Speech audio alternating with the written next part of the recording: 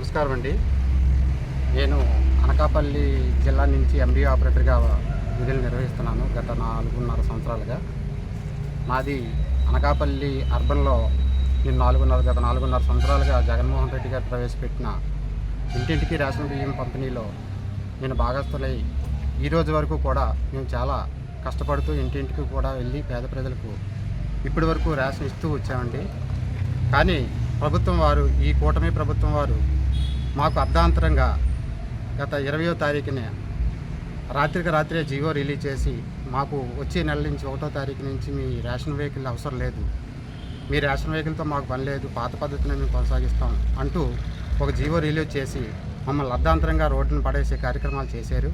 కాకపోతే మేము కరోనా కష్టకాలంలో కూడా మేము చాలా ప్రాణాలకు కూడా తెగించి మేము చాలా ప్రజల తాలూకా మన్ననలు కూడా పొంది ఉన్నాము. ప్రతి ఒక్క ఎండి ఆపరేటర్ కూడా ఎంత కష్టపడినా అలాగే మరి విజయవాడ వరద బాధితుల్లో సాయం చేయడానికైతేనేటి ఇన్ని కష్టాలు పడి ఇన్ని చేసినా సరే ఈ కూటమి ప్రభుత్వాన్ని మా తాలూకా శ్రమను గుర్తించకపోగా మాపై ఒక అపనిందలు కూడా మోపి ఈ ఎండి వ్యవస్థ ద్వారా ఏదో అక్రమం జరుగుతుందన్న ఒక ముద్ర వేసి మమ్మల్ని అర్ధాంతరంగా తీసి మమ్మల్ని రోడ్డును పడేసే కార్యక్రమం చేశారు.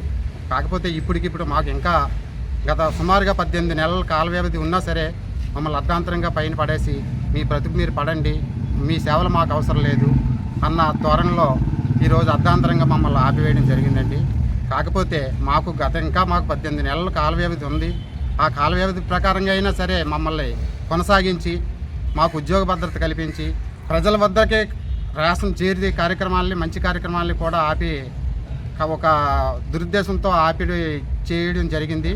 కాకపోతే ఇటువంటి కార్యక్రమాలన్నీ మానుకొని కనీసం మళ్ళీ మమ్మల్ని విధుల్లో తీసుకుంటూ మాకు 18 నెలల కాల వ్యవధి అయినా సరే మమ్మల్ని కొనసాగించి మాకు అప్పటి వరకు అయినా సరే మాకు ఉద్యోగ భద్రత కల్పించాలని కూటమి ప్రభుత్వాన్ని తీసుకున్న నిర్ణయాన్ని వెనక్కి తీసుకొని తక్షణమే మాకు న్యాయం చేయాలని కోరుకుంటూ మా ఎండి వ్యవస్థ నుంచి కోరుకుంటూ విన్నవించుకుంటున్నామండి కూటమి ప్రభుత్వానికి.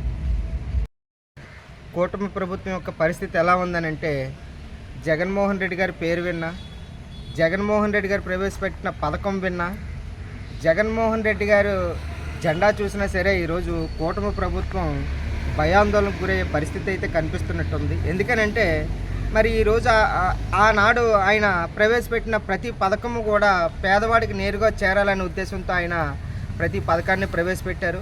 అందులో భాగంగానే ఈ రైస్ వ్యాన్లో కూడా ప్రతి ఇంటికి వెళ్ళి పేదవాడు వెళ్ళి రేషన్ డిపోల దగ్గర లైన్లో కాసుకునే విధానం లేకుండా ప్రతి పేదవాడి ఇంటికి కూడా మనమే తీసుకెళ్ళి ఈ సరుకులన్నీ అందించాలనే ఉద్దేశంతో మరి ఆ రోజు జగన్మోహన్ రెడ్డి గారు ఒక బృహత్తరమైన కార్యాన్ని ప్రవేశపెట్టి ఈ పథకాన్ని ప్రవేశపెట్టి మరి ఈ వ్యాన్లు అవి ప్రవేశపెట్టి అందరికీ కూడా ఇంటికి అందించడం జరిగింది. మరి ఈరోజు ప్రభుత్వం చూస్తే ఎలా ఉంది అని అంటే,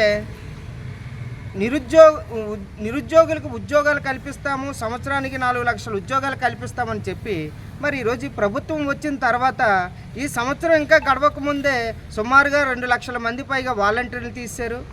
మద్యం షాపుల్లో పనిచేసుకుంటున్న 30,000 యువతని కూడా రోడ్డును పడేశారు. ఈ రోజు చూస్తే వీళ్ళని కూడా 20,000 మంది పైగా ఇందు మీద జీవన ఆధారంగా ఉన్న 20,000 మంది పైగా దీన్ని కూడా తీసేస్తున్నారు. అసలు మీ ఉద్దేశం ఏంటి? సూపర్ 6 పథకాలు అని అంటే జగన్ని మించి ఇస్తామనంటే మరి ఈరోజు జగన్ మించి ఇవ్వాల్సింది పోయి ఈరోజు వీటినే జగన్ ప్రవేశపెట్టిన ప్రతి పథకాన్ని కూడా మీరు తీసేసి బుగ్గుపాలు చేసే పరిస్థితి కనిపిస్తుంది. మీరు అందరూ అనుకుంటున్నారు ఏదో జగన్ తాలూకా పథకాలని, జగన్ తాలూకా ఫోటోని, జగన్ తాలూకా నేడని తీసేద్దామని మీరు అనుకుంటున్నారేమో, కానీ ఆయన ప్రవేశపెట్టిన ప్రతి పథకం కూడా ఈరోజు పేదవాడి ప్రజల గుండెల్లో ఈరోజు నాటుకుపోయి ఉంది. కాబట్టి మేము అనేది ఏంటంటే జగన్ను మించి అన్నప్పుడు మీరు ఆయనకి ఇప్పుడు ఏవైతే 9,000 మంది 20,000 మంది జీవనం సాగిస్తున్నారో ఇంకా అదనంగా వీటిని పెంచి పేదవాడికి ఇంకా ముందుకు ఇంకా మంచి కార్యక్రమాలు చేసే విధంగా చేయాలి తప్ప ఈరోజు ఆయన ప్రవేశపెట్టారని ఆయన మీద కోపమా, లేకపోతే మీకు ఎక్కువ సీట్లు ఇచ్చి ప్రజలు మమ్మల్ని ఇంకా ఎక్కువ అభినందించారు కాబట్టి వాళ్ళ మీద కసి తీర్చుకోవాలనే ఉద్దేశంతో మరి మీరు చేస్తున్నారో ఒకసారి ఆలోచన చెయ్యండి. మేము పవన్ కళ్యాణ్ గారికి కూడా ఒకటే అంటున్నాం, సీజ్ ద సిప్ అని మీరు అక్కడంటే నేను అనుకున్నాను సిప్ సీజ్ ఏమో అనుకున్నాను, కానీ ఈరోజు ఈ 20,000 మంది జీవనం సాగించే ఈ వ్యాన్లు కూడా సీజ్ అని అంటే ఇందులో అసలు ఏంటి? పేదవాడి ఇంటి నేరుగా అసలు ఈ ప్రవేశపెట్టింది దేనికి? ఎక్కడ కూడా అవినీతి జరగకుండా పేదవాడి ఇంటికే బియ్యం వెళితే రేషన్ షాపుల్లో ఎక్కడ కూడా అవినీతి జరగకుండా ఉండడానికి ప్రవేశపెట్టింది. మరి ఆ అవినీతి లేకుండా జరిగే ఈ కార్యక్రమాన్ని కూడా నువ్వు సీజ్ ద అంటే మీరు కూటమిలో ఉన్నారు. చంద్రబాబు నాయుడు గారు సీజ్ అనకూడదండి, ఇంకా మనకు పెంచాలని అన్నారు. కానీ ఈయన చెప్పాడు సీజ్ ద సిప్ అన్నాడు కదా అని చెప్పి ఈయన సీజ్ ద బ్యాన్ అని అంటున్నారా?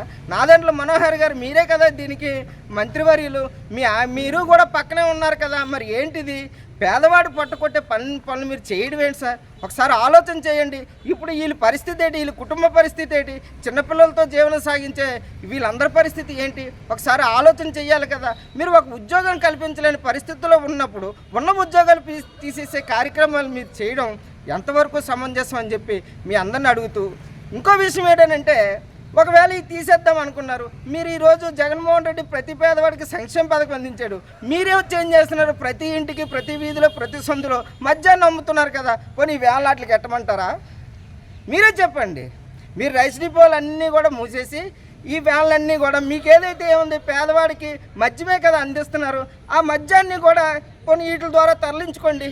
మీకు ఏం కావాలి? డబ్బులు కావాలి. ఏది సంపద సృష్టి ఏం చేస్తున్నారా అంటే అయితే అప్పు తెస్తున్నారు, లేదంటే మద్యం మీద రేట్లు పెంచుతున్నారు.